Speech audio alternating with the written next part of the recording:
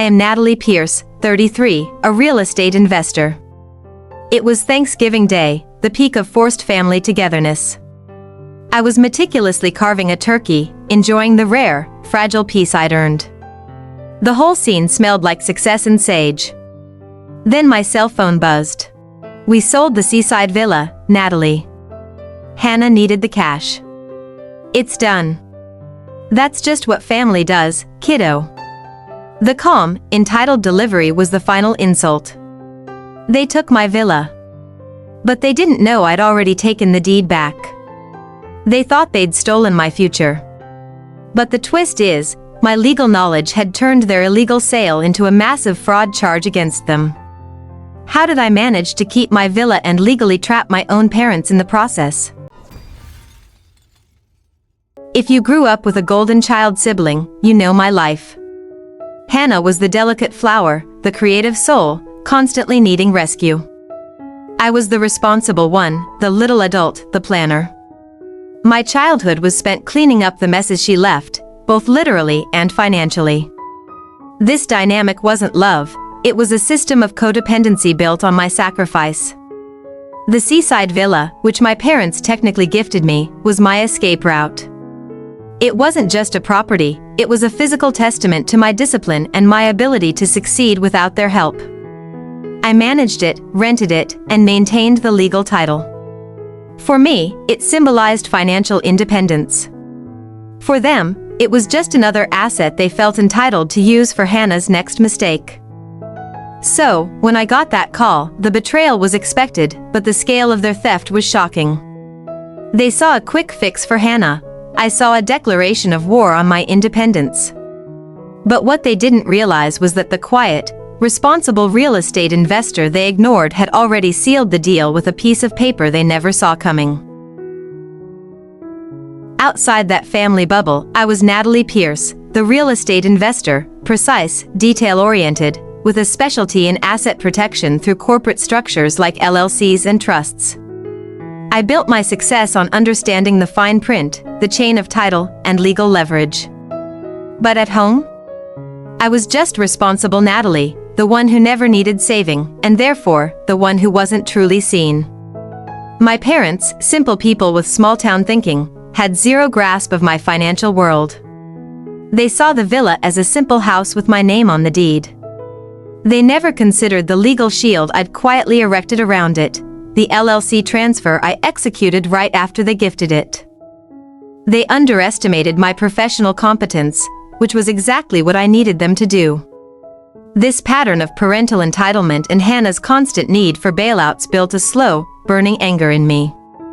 I knew their intent was malicious, born from a lifetime of favoritism and disregard for my work. My legal move wasn't revenge yet, it was just self-defense executed with the precise, cold calculation of a seasoned investor preparing for the inevitable market crash. Their call on Thanksgiving told me they had tried to cash out. But they didn't know I'd created a legal bomb. The real question is, did my parents actually sign a fraudulent deed, and are they now facing a lawsuit from the buyer? My real estate career was forged in the fire of not wanting to be Hannah. My motivation wasn't profit, it was control. I devoured books on contracts, zoning, and tax law. That Seaside villa was the culmination of years of financial discipline. Signing the deed was my proudest moment, not because of the money, but because I had finally built something unassailable. The villa wasn't a gift in the family sense, it was my first major win. It represented independence from their chaos and entitlement. My parents saw a house, I saw an income-producing asset and a legal entity. This difference in perspective is exactly why they thought they could steal it. They assumed I was naive. But as a professional investor, I knew one thing: you never leave your biggest asset exposed. So, what was the quiet, legal step I took that turned their secret sale into their own worst financial nightmare? Every family gathering was a chance for them to minimize my achievements and magnify Hannah's potential. When I closed a major deal, my mother, Brenda, would say, "That's nice, Natalie, but why do you work so much? You're so cold about money." Meanwhile, Hannah's latest impulsive spending spree was called romantic or a sign of a free spirit. They didn't see ambition, they saw a lack of heart.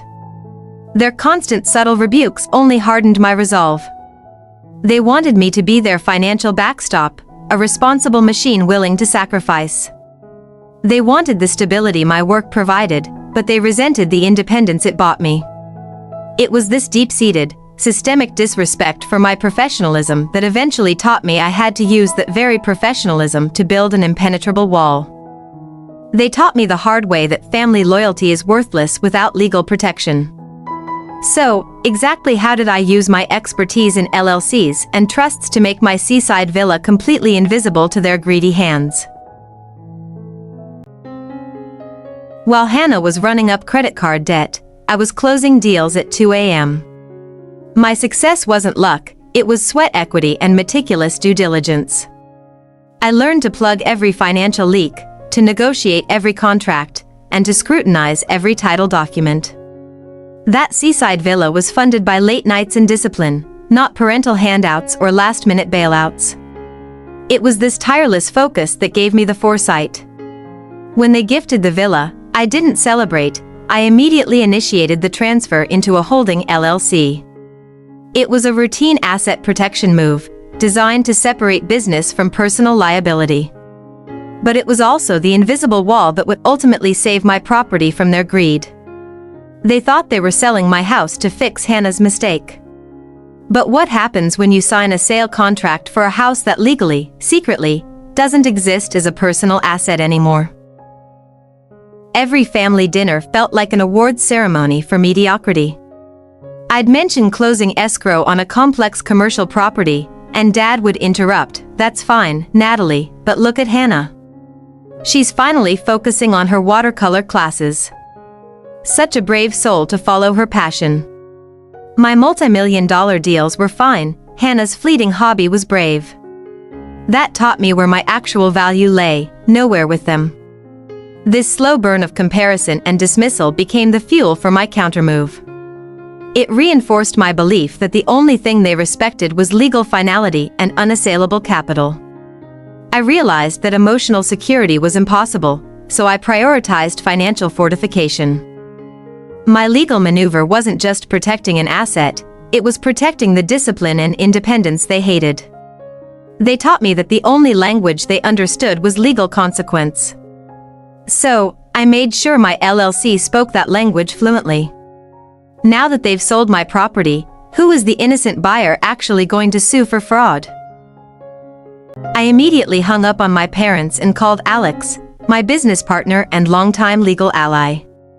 No tears, no emotion, just facts. "Alex, they sold the villa. They signed the contract of sale." I needed a professional diagnosis, not sympathy. His response wasn't alarm, it was the quiet confidence of a strategist. "Slow down, Natalie. Did you check the LLC status? Did you record the transfer with the county?" I affirmed, "Yes, I did, months ago." He chuckled.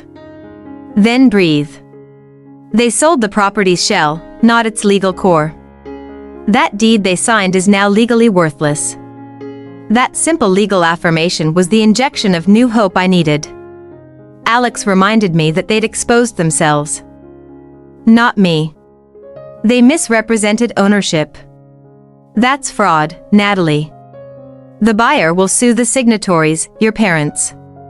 Don't correct them, let them believe they won. Come to Thanksgiving with documents proving their liability."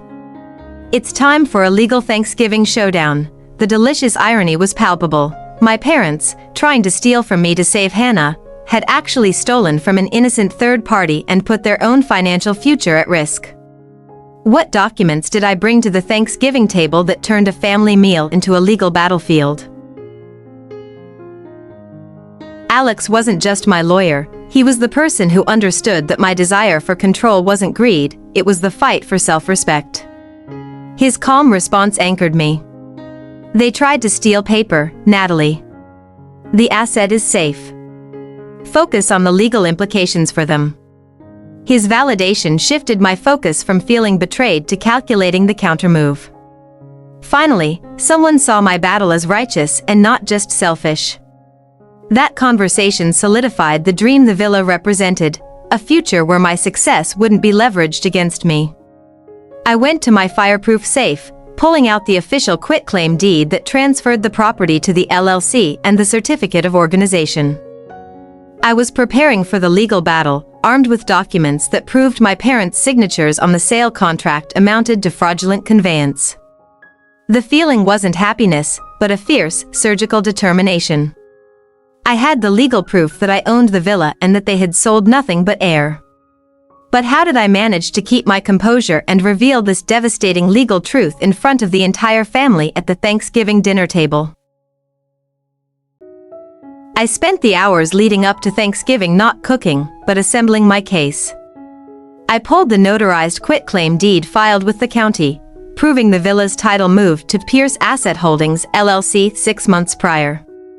I had emails proving they knew the property was under my professional management. The paper trail was perfect. I tracked the likely escrow timeline. The buyer had clearly paid a significant down payment and their lawyer was proceeding, assuming my parents held clean title. This meant two things: the buyer's money was locked up, and when the title search failed, the buyer's agent would legally target the signatories, David and Brenda Pierce. My strategy had zero room for emotional outbursts. They expected rage, they would get fiduciary responsibility. I tucked the documents into a sleek, professional folder. I wouldn't scream about betrayal, I would calmly present the facts of fraudulent conveyance. My voice would be the only thing cold at that Thanksgiving table. Instead of a celebratory outfit, I wore my professional armor, a perfectly tailored suit. This wasn't a family dinner, it was a settlement negotiation. My clothing choice reflected the new power dynamic. I was the investor, the legal entity, the one with the clean books. They were the desperate, exposed debtors. I was ready to deliver the legal coup de grace. The sheer irony was not lost on me.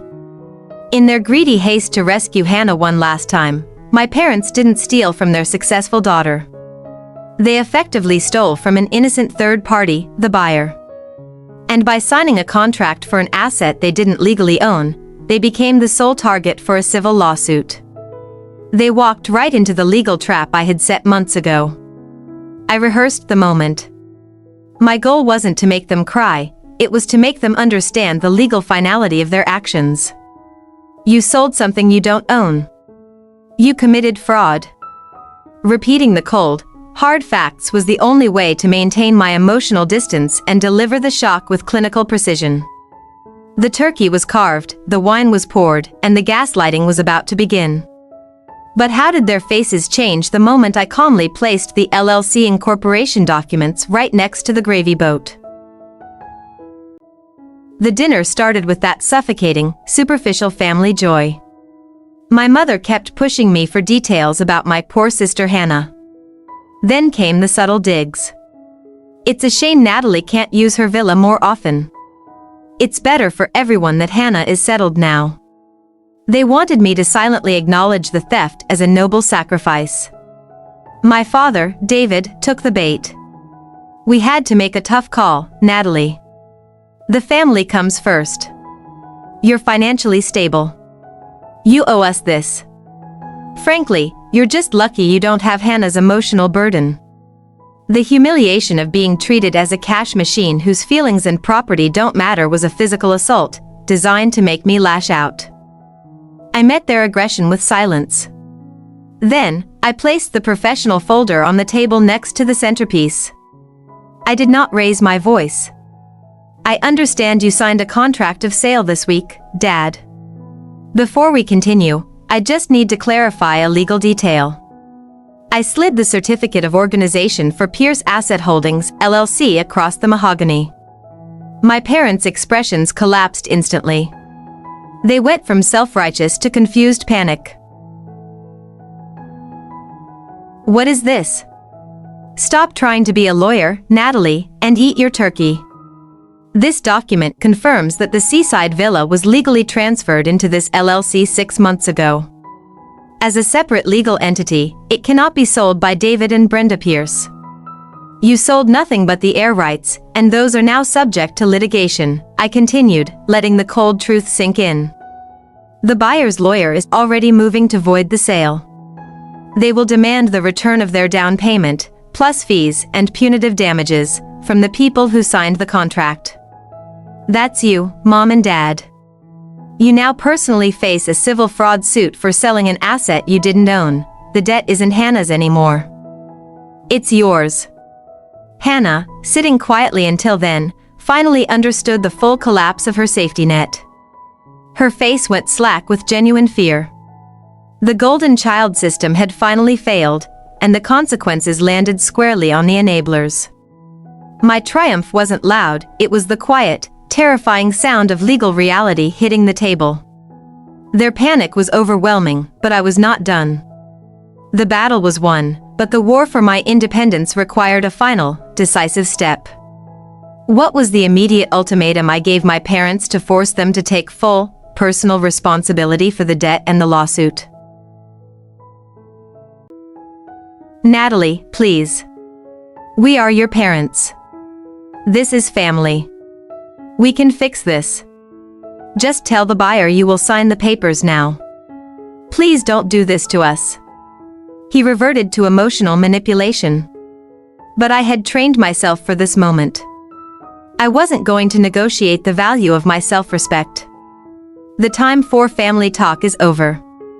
This is a business transaction involving fraudulent conveyance. The LLC owns the villa. My terms are non-negotiable. You will assume full, personal liability for the buyer's lawsuit, including all legal fees and punitive damages. You will never again attempt to access or leverage my assets, Hannah finally spoke, but not to apologize. But where will the money for my debt come from now? You have to help them. Natalie. Her self-interest confirmed everything. The money will come from the people who created the debt. This time, I'm not bailing out the system that tried to financially destroy me.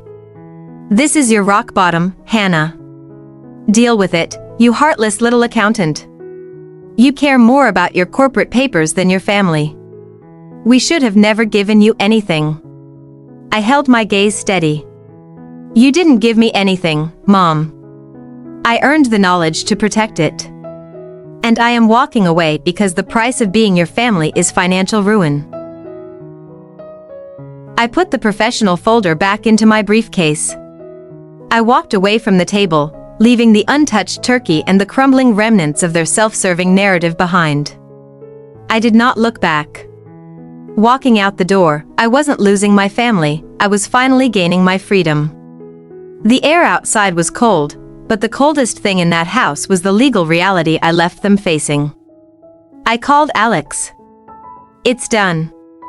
They're on the hook. I drove straight to the Seaside villa. I walked the beach, looking at the house that was legally and finally mine alone.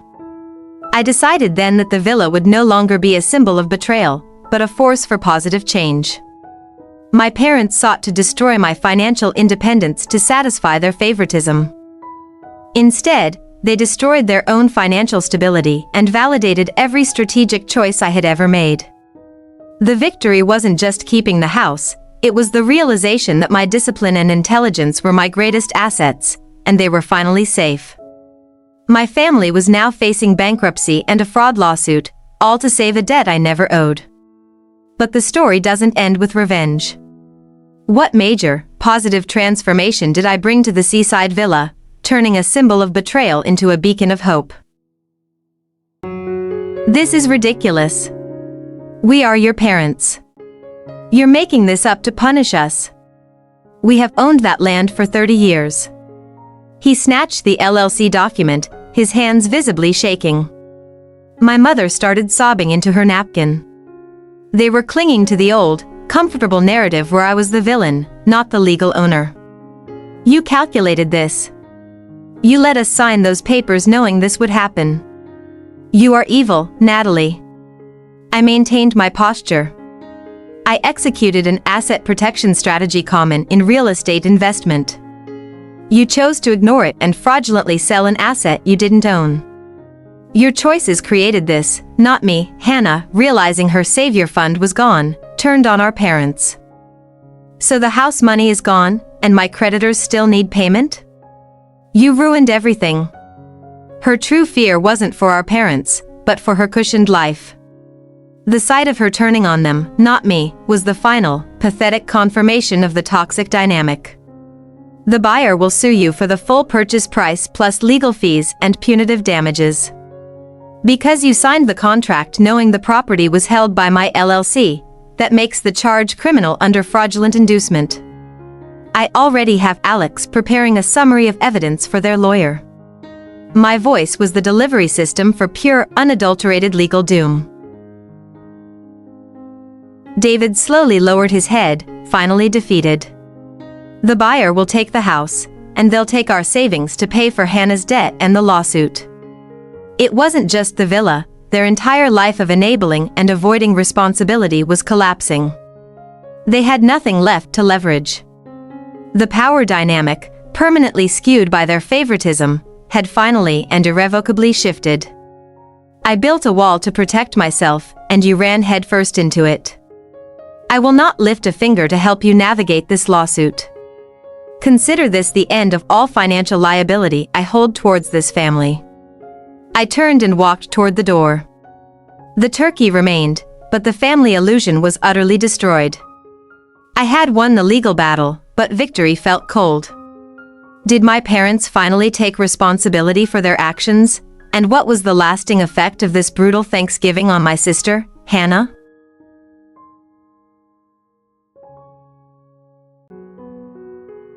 I drove in silence.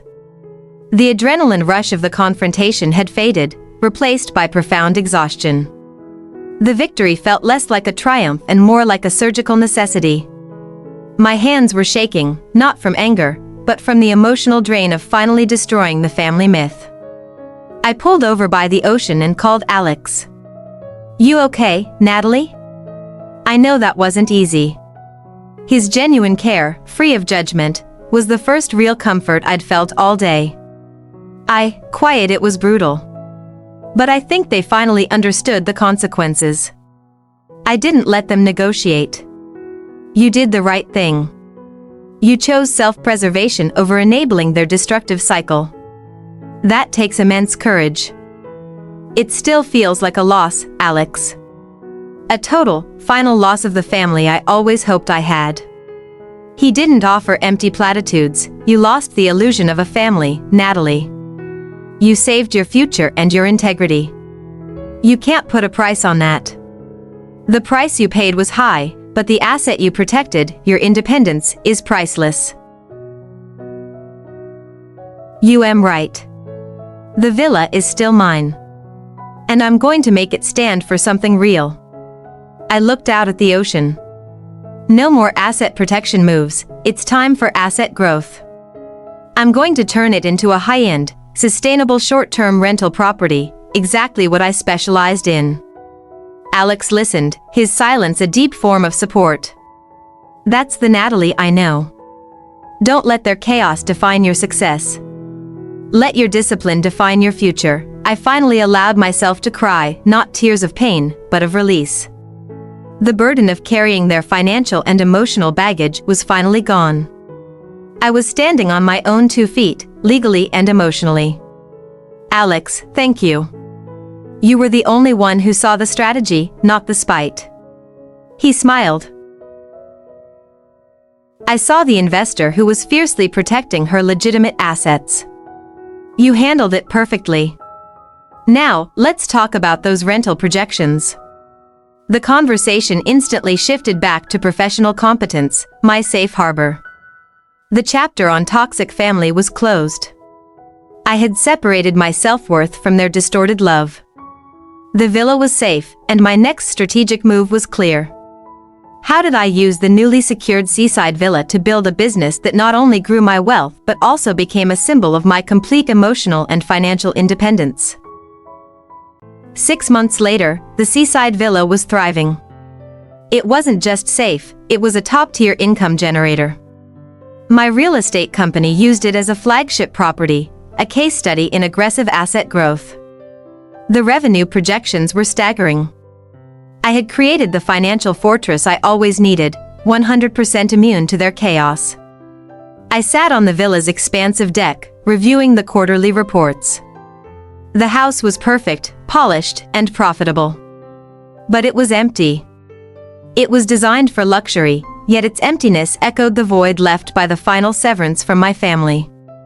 I had achieved everything I set out to do, yet I had nobody left to truly share the quiet satisfaction with. I saw a news report online. The civil fraud suit against my parents had settled. They had to liquidate a huge portion of their retirement savings and sell their primary residence to cover the buyer's damages and legal fees. They were financially ruined.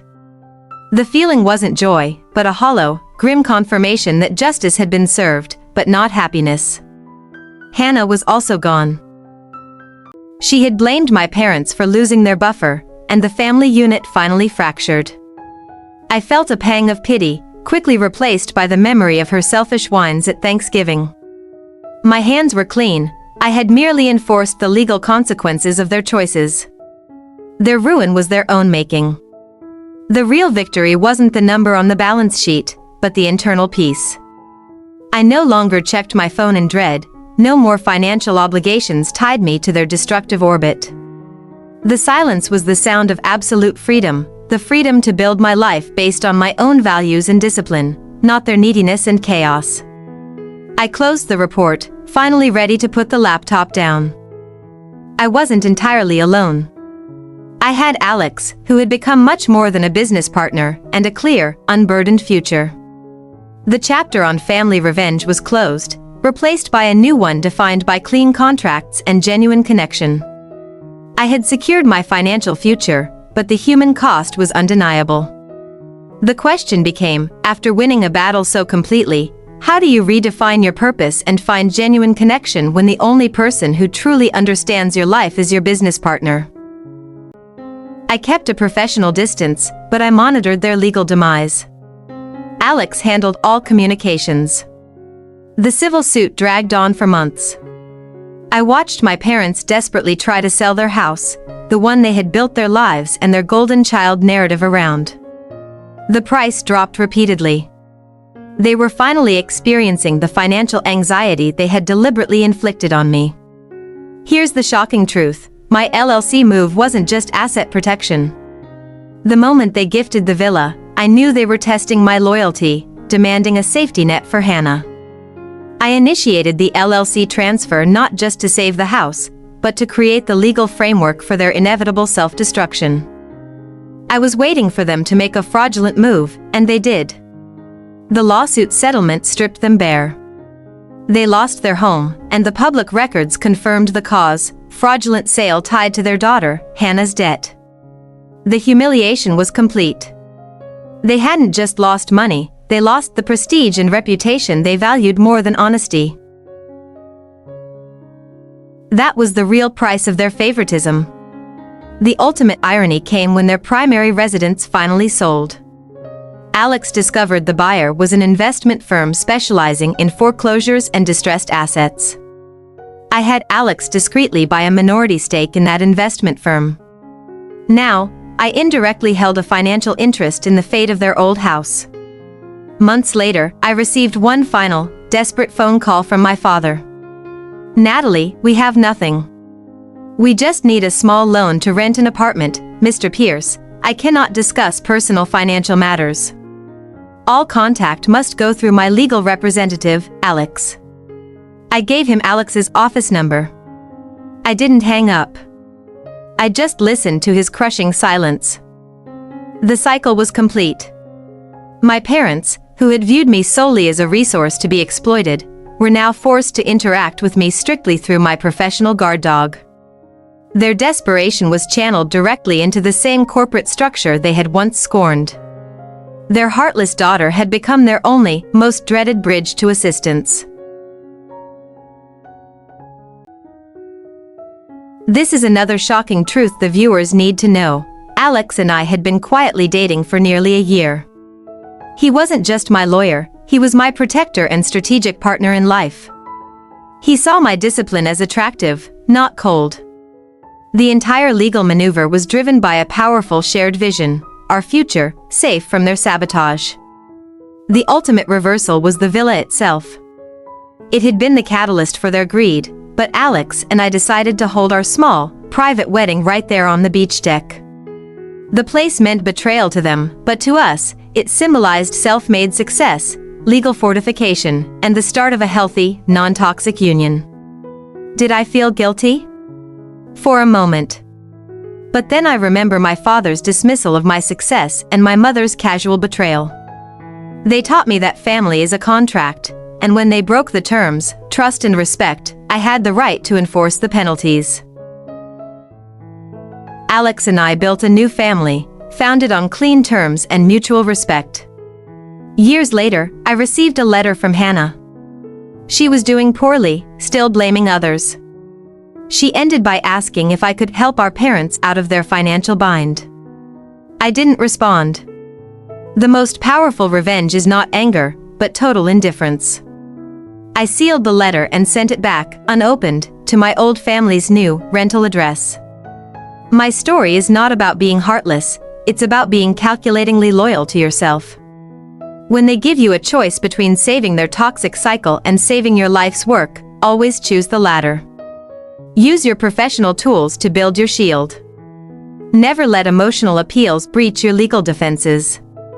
I executed the perfect financial revenge, secured my future, and found real love in the process. But what final, powerful lesson about boundaries and self-worth did I take from this experience that continues to guide my real estate empire today? My journey from exploited daughter to sovereign strategist wasn't about revenge, it was about reclaiming my life's value. If you're currently drowning in toxic family dynamics, know this: your healing starts with action, not forgiveness. Let the anger be fuel, not a destination. You have the right to financial self-defense. That is the foundation of your new chapter. I learned 5 vital lessons. Lesson 1. Separate the legal and the emotional. Never discuss business with family unless you have an attorney present. It saves you from manipulation. Lesson 2. Your shield is paperwork. Create a robust LLC or trust immediately to legally insulate your assets from their debts or claims. That piece of paper is your emotional firewall. Don't wait until the crisis hits to establish it. Lesson 3. Guilt is a payment you can refuse. They use it to leverage control. Remember my mantra: guilt is the rent you pay to live in someone else's dysfunction. Stop paying. Your peace is non-negotiable. Life with Alex was defined by competence and respect. Our morning meetings were about asset management, not emotional manipulation. The feeling of safety was a luxury I hadn't known before. I genuinely believed the chapter with my toxic family was closed. I had created the perfect firewall, and I was moving forward with my growth strategy. One Tuesday morning, Alex's face shifted as he checked his email. We have a problem. Not a legal one, but a nuisance. Your sister, Hannah, is attempting to breach the boundary. How? Alex, she posted a long, tearful video online, blaming you for the family's ruin. She's twisting the narrative, calling you a ruthless corporate killer who destroyed your parents' retirement. The old, familiar surge of panic hit me. The fear wasn't about the lawsuit, it was the fear of public shaming and the emotional weight of their narrative. I clenched my jaw. She's trying to weaponize public opinion. They know they can't touch my assets, so they're attacking my reputation. What's the legal recourse? Alex was the anchor I never had. Recourse is defamation, but we won't litigate. That's what she wants, to drag you back into the drama. The best defense is unbreakable legal clarity and calculated indifference. We simply publish the facts. You're right. We fight facts with facts. I want you to issue a press release to all major media outlets that covered the civil case.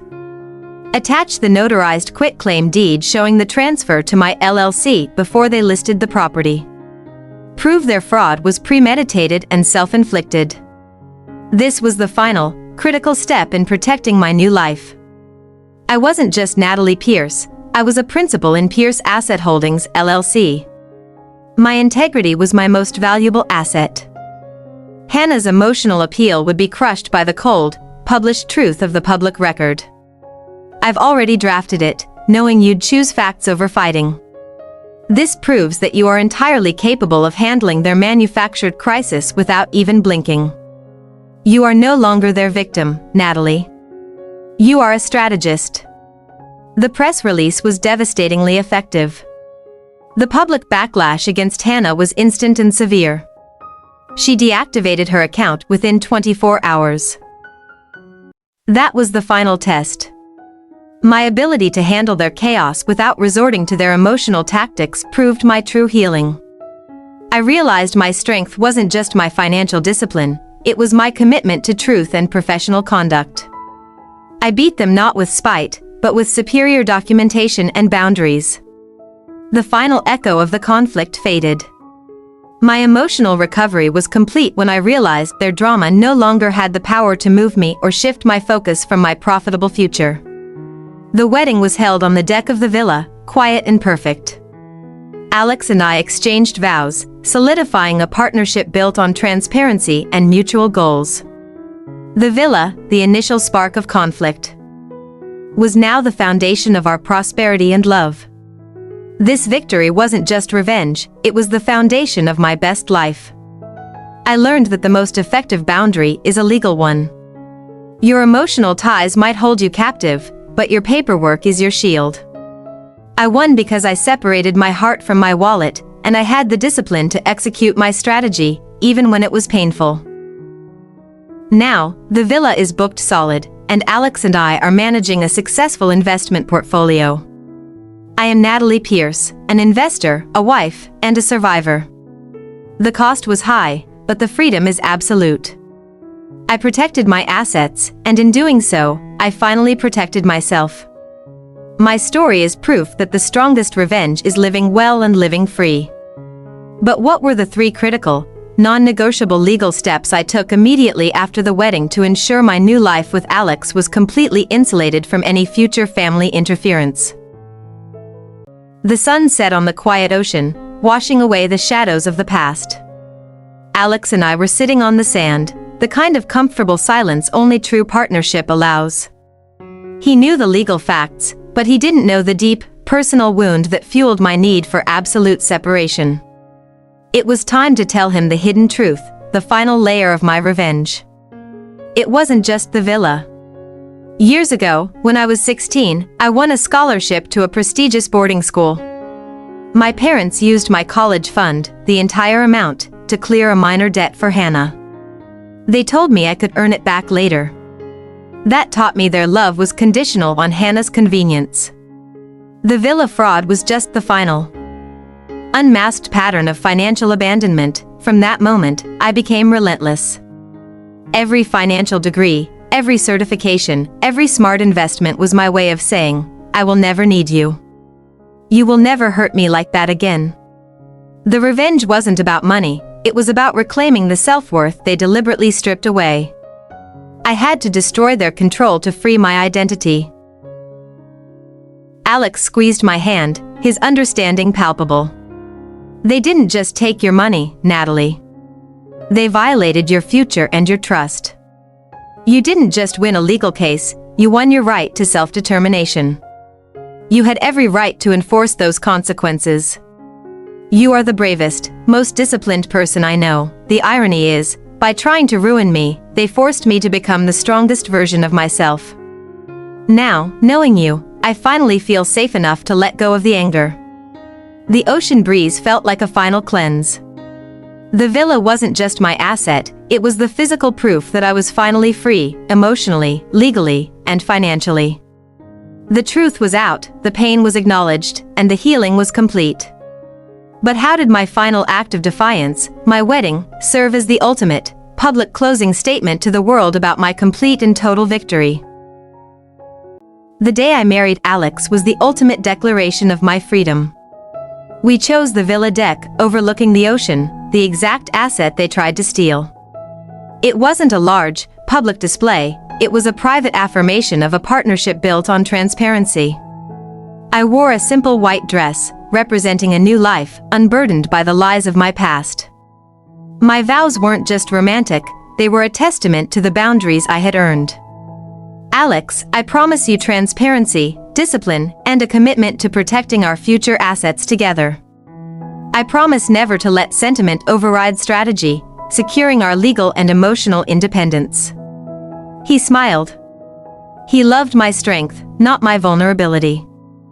The day after the wedding, Alex and I took 3 non-negotiable legal steps to seal the fortress. First, a post-nuptial agreement clearly separating all pre-existing assets. Second, we established a dynasty trust for the villa, making it virtually untouchable. Third, we updated all LLC operating agreements to include an ironclad anti-interference clause targeting any former relatives. I chose freedom, and freedom required total control. This wasn't just revenge, it was the ultimate act of self-possession. My parents tried to financially enslave me to their preferred child. I responded by becoming legally and financially unassailable. Their destruction was merely the side effect of my own calculated self-preservation. My new family, Alex and I, was founded on mutual respect, clean contracts, and unconditional professional support. There was no need for manipulation because our goals were aligned. I had traded the chaos of conditional love for the structured peace of a partnership based on competence and honesty. This was the true victory. I stood on the deck, my hand in Alex's, looking out at the vast, open sea. The villa was fully booked for the next season.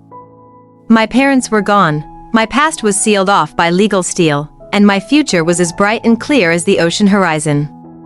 I will never be a victim again. That was the final, liberating thought.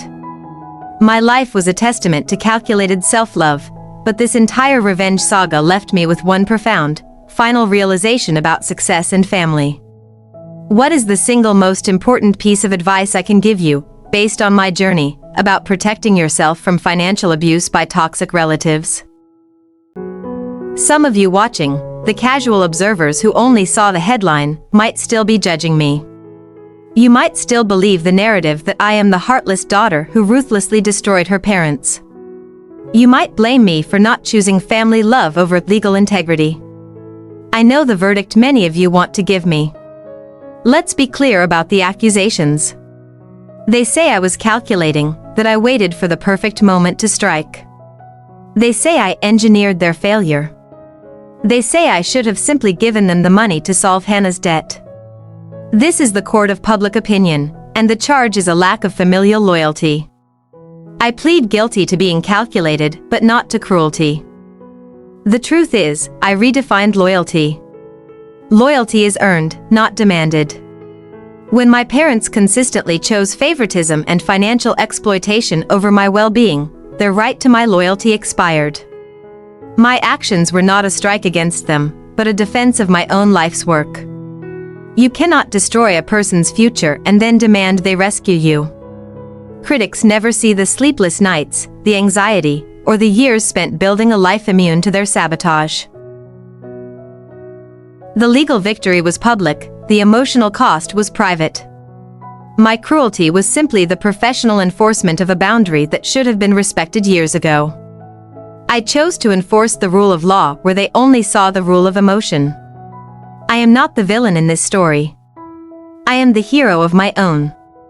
I executed a self-rescue mission using my best skills, real estate strategy and legal acumen. I took back control of my narrative, my finances, and my emotional health. That's not cruelty, that's sovereignty. You must become the guardian of your own assets, both tangible and intangible. And what about Hannah? They blame me for her ruin. Hannah's financial crisis wasn't my debt. It was the inevitable outcome of years of unearned privilege and financial enabling by our parents. She never learned responsibility. My failure to rescue her was the only path to potentially forcing her to face her own consequences. The shocking truth, as I revealed earlier, is that the LLC transfer was a trap. A legal trap designed to protect my assets while allowing their pre-existing pattern of fraud to self-destruct. They chose to break the law, not me. My move was proactive defense. This entire revenge story is a masterclass in using corporate structures as shields against familial debt. I don't feel guilt. Guilt is the emotion they leveraged for decades. I feel absolute peace. I traded emotional burden for legal certainty. They are now dealing with the financial anxiety I used to carry. My indifference isn't spite, it's a radical form of self-care and the final severing of the toxic cord. I owe them nothing but the truth. So, if you feel blamed for setting a healthy boundary, remember my story. The people who benefit from your lack of boundaries will always call you selfish when you finally enforce them. Their blame is a badge of honor, proof that you have finally chosen yourself over their unsustainable drama. I flash my wedding ring. My life with Alex is the ultimate proof that respect and transparency create true partnership. Something my birth family never understood. We are building a legacy, not escaping a disaster. That villa is not a monument to revenge, it's a monument to the power of competence and the freedom it buys. You can call me ruthless. You can call me a corporate killer. But I call myself free. I call myself a survivor. And most importantly, the law calls me the undisputed owner of my assets and my destiny. Don't let your abusers define your integrity. Your financial independence is your ultimate self-defense. The greatest weapon in this entire story wasn't anger or spite. It was a simple legal document, the LLC operating agreement. It was boring, meticulous, and entirely unforgiving of human error or emotional manipulation. Learn your tools. Separate your assets. Protect your peace. That's the only verdict that matters. The frame holds on the stunning image of the Seaside villa, now a symbol of clean contracts and emotional freedom. Their blame is their problem, not mine.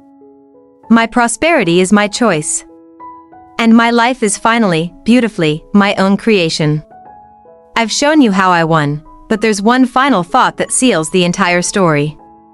What single powerful mantra did I adopt that completely neutralized their ability to make me feel guilty, ensuring my freedom was permanent? After my final public statement and the legal filings, the noise from my former family flatlined. The silence was the ultimate victory. But, of course, their pattern of dependency had to land somewhere. People who live without boundaries don't suddenly learn them just because one source of funding dries up. They look for the next willing savior. Alex's office occasionally forwarded me third-hand reports, purely for business awareness, never emotional content. I learned that some of my parents' old social circle, wealthy, equally image-conscious friends, had stepped up. They organized a fundraiser in the guise of a retirement party to cover the rental costs for my parents' new, modest apartment. The irony wasn't lost on me. These people weren't motivated by deep love, they were motivated by social optics. They needed to maintain the illusion that good, successful people like the Pierces don't fail, especially not in public. Their aid was another form of conditional support, driven by the need to save face in their exclusive community. Even Hannah benefited. Some of the family friends offered her internships or small, sympathy-driven jobs that required minimal effort but allowed her to maintain a facade of working. They were rescuing her from true responsibility, just as my parents always did. The cycle didn't break, it simply found new enablers. My role in this was finished. My absence was my powerful statement that I would not perpetuate their dysfunction. Their friends' financial help meant I never had to feel a pang of guilt or the urge to intervene. I had done my job, I set the boundary. Whether others chose to ignore that boundary was entirely their financial and moral decision. I looked around my quiet, self-made office, then at the report detailing the community's intervention. The contrast was stark. They lived in an economy of drama and dependency. I lived in an economy of competence and freedom. They needed external validation to feel worthy. I needed only my legal documents and Alex's respect. That was the ultimate difference. Their new enablers kept the drama alive, but it no longer involved me. So, what was the one simple mantra I adopted that completely neutralized their ability to make me feel guilty, ensuring my emotional freedom was permanent? The ultimate revenge is success that requires zero intervention from your abusers. My life became a precise machine of productivity and profit. My mornings were spent analyzing market trends, not emergency calls. The villa was fully booked, cash flowing perfectly, a constant reminder of the power of competence. I no longer just owned the house, I owned the entire infrastructure of my life. I started dedicating time to mentoring young female real estate investors. My key lesson? Separate sentiment from capital. Your family is not your business partner. If you confuse love with debt, you will lose both. My experience became my most valuable asset, transforming pain into actionable wisdom for others facing similar toxic cycles. Alex and I built a financial and emotional foundation that was unbreakable. He was not a savior, he was a co-strategist. Our prenuptial and postnuptial agreements weren't signs of distrust, they were signs of professional respect and the commitment to maintaining clean boundaries, even within our marriage. That's what true security looks like. My final step in building peace was accepting that the anger, while necessary for the fight, was no longer useful for the win. I continued therapy, learning to let go of the internalized emotional baggage. The revenge was the external fix, peace was the internal one. I exchanged the need for their validation for the quiet satisfaction of my own achieved goals. The greatest gift my parents gave me was necessity. Their exploitation forced me to become financially brilliant and legally impermeable. I am grateful for the strength they forged in me, not the trauma they inflicted. That's how you truly move on, by recognizing that the biggest threat became your greatest catalyst. You asked for the mantra that neutralized their guilt. Here it is, guilt is the rent you pay to live in someone else's dysfunction. I realized I was paying rent on a property I no longer occupied. I canceled the lease. I stopped paying the rent. Their drama is their home, and I am simply an unmoving, professional landlord to my own life. Every asset I acquire, every investment, is immediately housed within a structure that protects it from emotional claims. This isn't cold, it's responsible. My greatest legacy won't be the money, it will be the blueprint for financial self-defense I left for others who are being financially abused by the people who should love them. I occasionally see old photos. I don't feel sadness or regret. I feel relief. I escaped the golden cage they built for me. Nostalgia is a dangerous weapon the toxic family uses to reel you back in. I countered it with pride, pride in the woman who survived and then thrived, entirely on her own terms. My new life feels physically lighter. No knots in my stomach, no constant fear of the next phone call. I traded the crippling weight of obligation for the airy freedom of choice. That's the difference between being owned and owning your own life. People ask if the revenge was worth it. The answer is yes. Not for the satisfaction of their failure, but for the certainty of my success. The revenge was the necessary surgery to remove the cancerous tumor of their control. The peace, the business, the love, that is the healthy, flourishing life that grew in its place. The Seaside Villa now stands as a beacon. It's a testament to the fact that when faced with toxicity, the most powerful move is not to fight fire with fire, but to fight chaos with structure. I used their greed to fuel my legal defense, and I used their betrayal to build the strongest, cleanest life imaginable.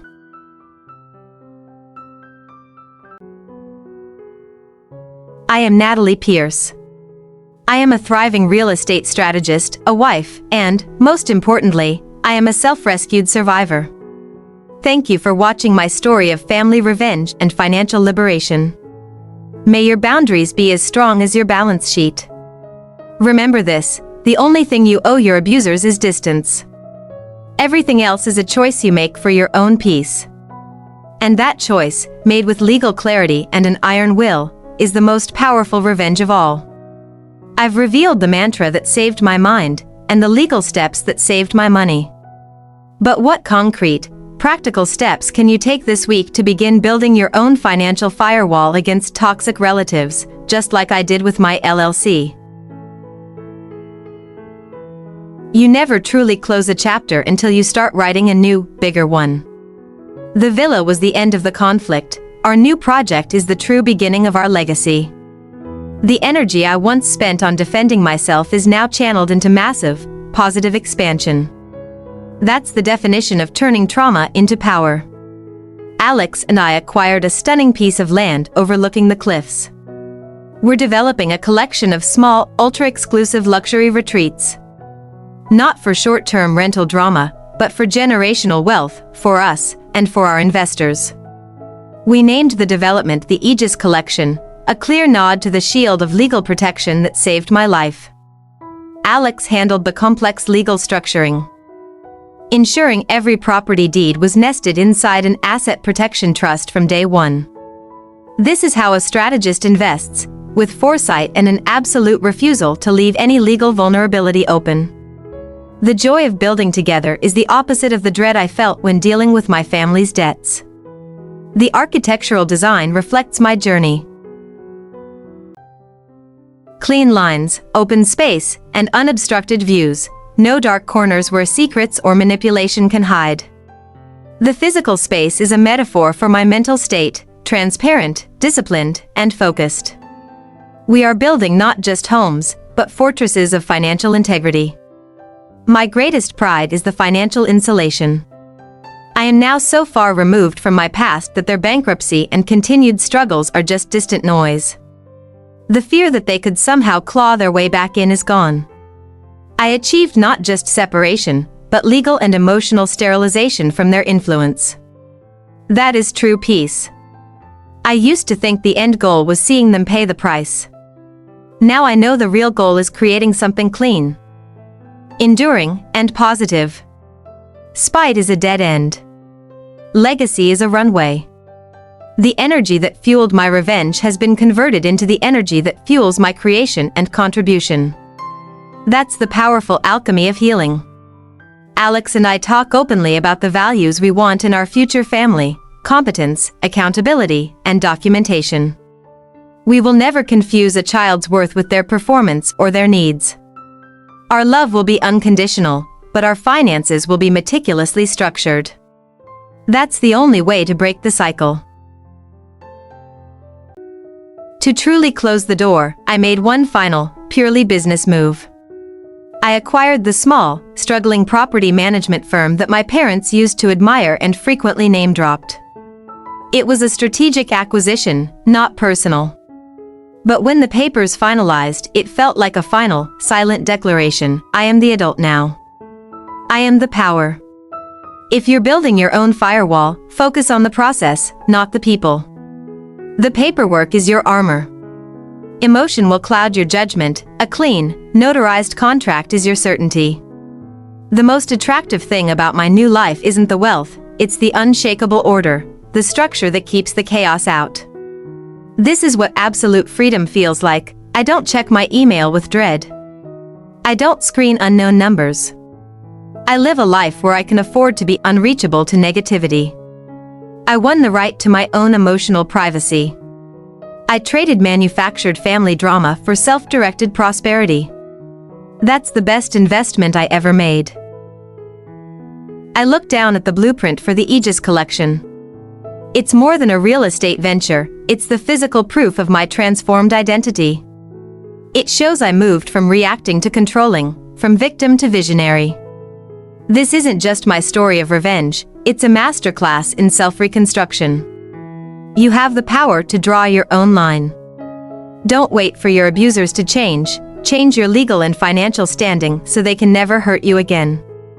Your future begins the moment you prioritize your peace over their entitlement. Now go build your own fortress. My family taught me the hard way that wealth isn't just about what you accumulate, it's about what you successfully protect.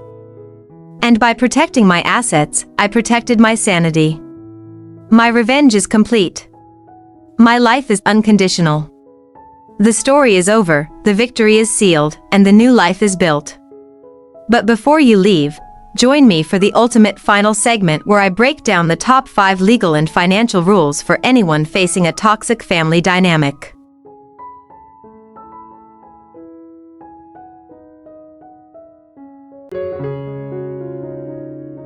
My journey from exploited daughter to sovereign strategist wasn't about revenge, it was about reclaiming my life's value.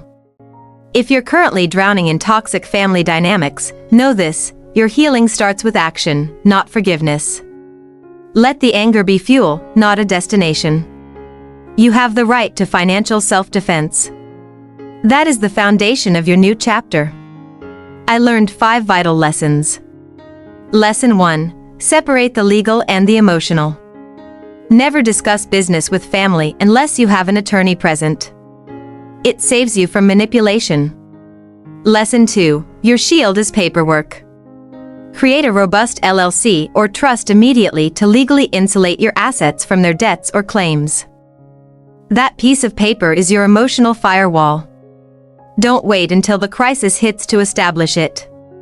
Lesson 3. Guilt is a payment you can refuse. They use it to leverage control. Remember my mantra: guilt is the rent you pay to live in someone else's dysfunction. Stop paying. Your peace is non-negotiable.